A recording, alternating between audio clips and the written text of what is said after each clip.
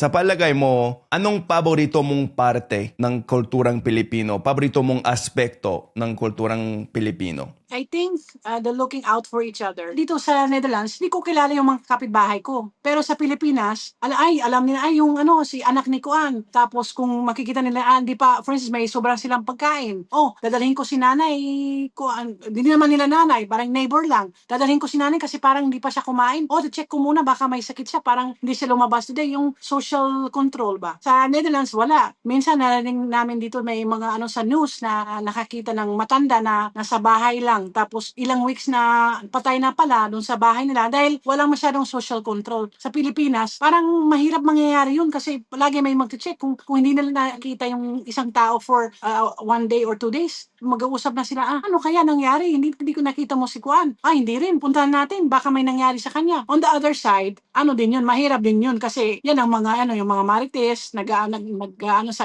buhay ng iba. Pero for the social control part, maganda naman talaga.